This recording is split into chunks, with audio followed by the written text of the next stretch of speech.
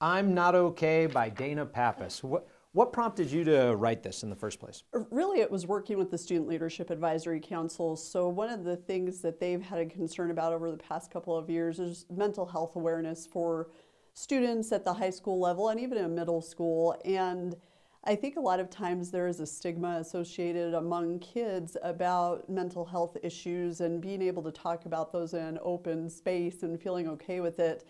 And I was sitting at my desk one day, it just kind of popped into my head when I realized that we all have a journey, we've all had struggles, and we all have something to share. And I think that the only way that we can get better is to recognize that we're not alone.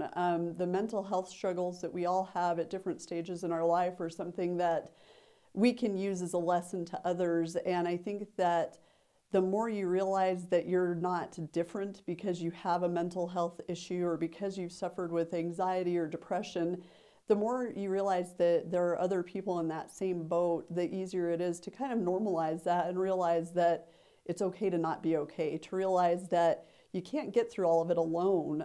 You have to be comfortable with wanting to seek out help and openly tell your story, because I think that there's value in knowing that what you perceive as a weakness, when it's a collective weakness, it kind of makes us stronger. So I think that it was just a way for me to share my story. I didn't know where it was going to go or who I was going to share it with, but it was just important for me to do that for the kids that I work with, because it's important to them. So definitely it's important to me as well.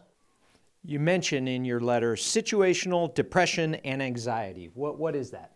So, it was funny. A few years back, I was having a whole bunch of issues with really intense vertigo and dizziness, and I was getting left side numbness. So, of course, I thought I was having a stroke or a heart attack. I have a family health history that is just not very pretty. And when you start having those symptoms, especially with a father who had a massive heart attack a number of years ago, I was worried. And initially they thought it was an inner ear infection. And then we thought it was something going on with my back and neck, and went to a chiropractor. So I'm going to all these different doctors. And I finally went to my primary care physician and told her what was going on. And I'm explaining I've got numbness and chest pain, and I think I'm having a heart attack. I think I'm having heart problems. And she did a stroke assessment. She did tests on my heart, and she goes, "You're fine." I think my blood pressure that day was 104/72, and she's like, if it were a heart attack, we'd be able to see that. So as I spoke to her, I just had a breakdown in her office, and I'm crying, just sobbing uncontrollably. And I said, "What is wrong with me?" And she goes, "You have situational depression and anxiety." And my first reaction was, "No, I don't. I have everything together. I'm in control of everything because I'm type A, because I'm a control freak." But as she started talking to me about the manifestation of stress on our bodies and how all of that happens, it all kind of made sense. And while I wanted to deny it, because there was no way, I was a happy person, there's no way I have depression, but understanding that depression isn't always crying in a corner somewhere, it can manifest itself in other ways. So when she gave me that diagnosis, the first reaction is knee-jerk of, there's nothing wrong with me. But then once you pinpoint that and can address it either through talking to somebody, or even if it's, taking medication or whatever it is to get you through that and take the edge off so that you have some sense of normalcy in how you live.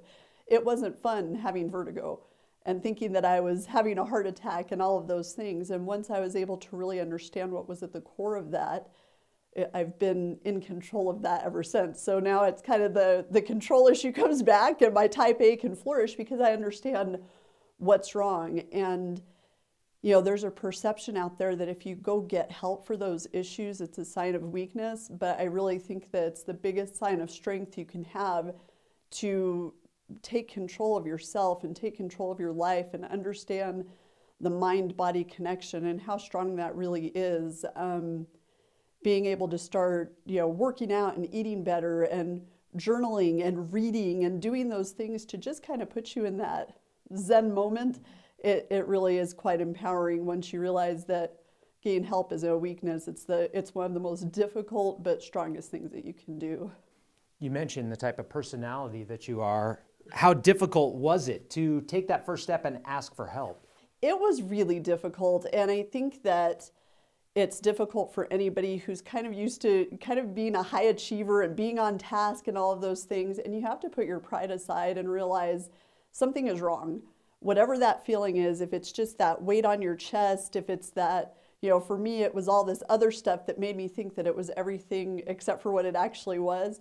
It was really hard. And it was a lot of hard conversations with my husband, with my parents about there is something wrong with me and I don't know what it is.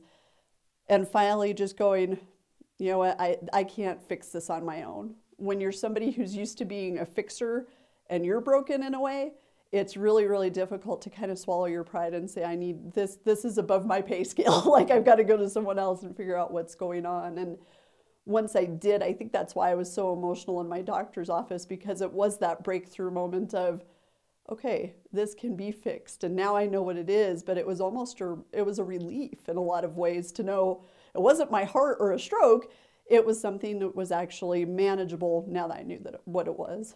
What sort of changes or practices have you done that has improved your physical well-being, your mental well-being? A lot of it, writing. I think that's part of where that article came from, is I've always been kind of a writer. I enjoy it. Writing, yoga, walking, working out more, paying more attention to what my physical needs are has really helped the balance with my mind. I do a lot of journaling. I do a lot of just kind of creative writing. I make sure that every night before bed I read for 30 minutes just to decompress.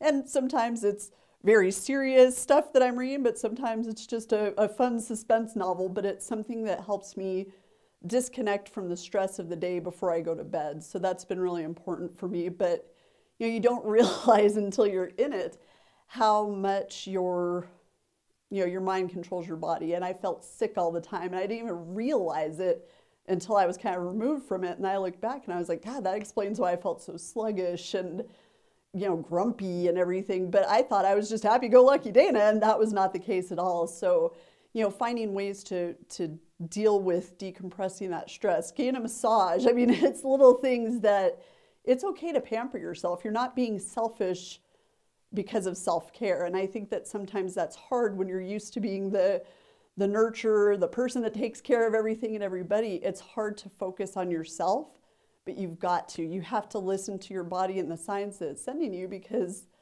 if you don't, then you are going to end up in a situation with heart problems and everything else, because you've just neglected yourself. At some point you have to make yourself a priority, and that is difficult. So ultimately, what do you hope someone takes away from this? If they were to read your letter or hear this message, I mean, what do you hope someone takes away? I just hope that people understand that they aren't alone in this battle, that there's always somebody else who's going through the same struggle. It may not be for the same reasons, but if you feel like something's off, talk to someone. Make sure that you aren't trying to fight the battle alone, because you don't have to. And sometimes that support comes from unexpected sources. It can be a friend, it can be your doctor. For me, it was a primary care physician who ended up talking to me about my mental health.